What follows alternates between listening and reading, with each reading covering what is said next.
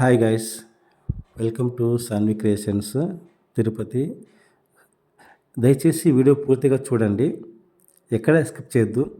ఎందుకంటే వీడియోలో ఒక మారల్ ఉంది. ఈ మారల్ ప్రతి ఒక్క లైఫ్లో ఉపయోగపడుతుందని చెప్తున్నాను అంతే.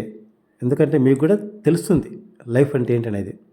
సో వీడియో పూర్తిగా చూడండి, ఎక్కడ స్కిప్ చేయొద్దు. అండ్ ఇప్పుడు విషయం ఏంటంటే, కథలోకి వెళ్దాం. ఇప్పుడే ఒక కథలు ఉంటాడనమాట. అతనికి బిజినెస్ పెట్టాలని కోరుకుంటాడనమాట. బిజినెస్ పెట్టి బాగా డబ్బు సంపాదించాలని అనుకుంటాడు. అండ్ ఏమంటే అతనికి తక్కువ ఆదాయం ఉంటాయన్నమాట. ఓకేనా. అండ్ ఆర్థిక పరిస్థితి కూడా బాగుండదు. సరే అని చెప్పి అతను ఏం చేస్తాడంటే, డబ్బు కొడతాడు తన వాళ్ళని ఉంటాయి కదా, తన ఫ్రెండ్స్ కానీ బంధువులు కానీ అడిగి చూస్తాడు. అందరూ వింటారు కానీ ఎవరైనా డబ్బు ఇవ్వలేదు. ఎందుకు ఇవ్వలేదంటే అతనికి తక్కువ ఆదాయం ఉంది, అతనికి ఆర్థిక పరిస్థితి బాగాలేదు కాబట్టి. ఒకవేళ ఇస్తే ఏమన్నా నష్టం వచ్చే డబ్బు రాదేమని చెప్పి ఎవరు అతనికి పైసా ఇవ్వలేదన్నమాట. అతను బాధపడ్డాడు, చాలా ఫీల్ అయ్యాడు అనమాట. ఫీల్ అయిపోయి ఆలోచించాడు.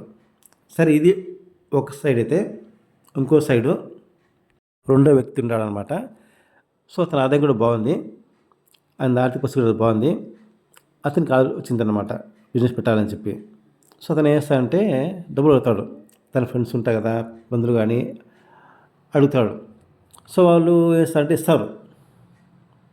ఎందుకంటే అతనికి బాగుంది కాబట్టి ఆదాయం అనేది ఇస్తారు భయపడకుండా. అతను బిజినెస్ స్టార్ట్ చేస్తాడు. 1 year అయిపోతుంది. బిజినెస్ బాగా డెవలప్ అవుతుంది అనమాట. సో అతను ఒక స్థాయికి వస్తాడు. ఇది ఒక రకంగా అతను పైకి వచ్చిన దానికి స్టెప్ ఏర్పడింది అనమాట. ఎవరి వల్ల? తన అనుకున్న వాళ్ళ వల్ల అతను కొద్దిగా పైకి రాగలిగాడు. సో ఇక్కడ ఇంకో విషయం ఏంటంటే, మొదటి వ్యక్తి ఇంకా చేసేది లేక తనకు వచ్చిన ఆదాయంలో పైసా కూడబెట్టుకుంటాడు అనమాట. కూడబెట్టుకొని తను ఏ బిజినెస్ చేయాలనుకున్నాడో ఆ బిజినెస్కి తగినంత డబ్బులు కూడబెట్టుకొని అది స్టార్ట్ చేస్తాడు. స్టార్ట్ చేసినాక ఏమవుతుంది, మెల్లమెల్లగా బిజినెస్ బాగా డెవలప్ అయిందనమాట. అతను ఒక స్థాయికి వచ్చాడు ఒక సంవత్సరంలోనే. ఎందుకంటే అతని ఆలోచన బాగుంది కాబట్టి, బిజినెస్ పరంగా అతనికి బాగా టెక్నిక్ ఉంది కాబట్టి చేశాడు. 1 yearలో బాగా డబ్బు సంపాదించాలన్నమాట. సో ఇక్కడ ఏమైందంటే, అతను ఎవరినైతే డబ్బు అడిగారో వాళ్ళు ఎవరు అతని దగ్గర రాలేదన్నమాట. ఎందుకు రాలేదంటే వాళ్ళకి అర్థం అయిపోయింది ఇక. సో అతన్ని మాట్లాడుకునే వాళ్ళకి ధైర్యం చాలలేదు. ఓకే, ఇది ఒక సైడు. అండ్ రెండు సైడ్ అంటే రెండో వ్యక్తి. సో అతనికి బాగా డబ్బు వచ్చినాక అతను ఏం చేశాడు, అందరికి డబ్బు ఇచ్చేసాడు అనమాట. తిరిగి ఇచ్చేసాడు వాళ్ళ బంధువులకి, ఫ్రెండ్స్కి. సో ఇలా కొద్దిగా లైఫ్ బాగానే అయింది. కానీ కొన్ని రోజులు పోయిన తర్వాత ఒకరు వచ్చేసి డబ్బు అడిగారనమాట అతన్ని. అడిగింటే ఇప్పుడు లేదు నా దగ్గర, కష్టంగా అని చెప్పానమాట. అతను ఏమన్నాడు, రే ఆ రోజు డబ్బు నీకు ఇచ్చాను రా, నువ్వు పడతావు అని చెప్పి, ఇప్పుడు నాకు లేదంటున్నావు నువ్వు. అదే నువ్వు ఇవ్వకుంటే ఇప్పుడు ఇలా ఉండేవాడువా అని క్వశ్చన్ వేస్తాను అనమాట. అంతే, ఏం మాట్లాడలేదు, వెళ్ళిపోయాడు. ఆ మాట మొత్తం అంతా పాకిపోయింది అనమాట. వాళ్ళ గ్యాంగులంతా సర్కిల్లో పాకిపోయింది. సో అందరికీ ఏం టాక్ వచ్చింది అంటే, ఆ రోజు మేము హెల్ప్ చేయడం వల్ల ఇప్పుడు అతను బాగుపడినాడు, లేకుంటే లేదు అని వాళ్ళ అభిప్రాయం అనమాట. సో ఇది తప్పు అనేది కాదు, వాళ్ళ అమౌంట్ ఇచ్చారు, ఇతని తెలివి వల్ల బిజినెస్ జరిగింది, పైకి వచ్చాడు. కానీ మాట ఏమొచ్చింది అక్కడ, డబ్బు ఇచ్చాం కదా నీకు అని మాట వచ్చింది.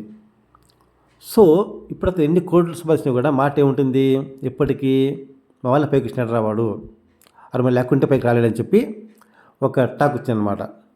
సో అతను ఎంత సంపాదించినా కూడా పేరేమొచ్చింది, ఒకనొకప్పుడు మాకు డబ్బులు ఇచ్చినాడు కదా అని నేము.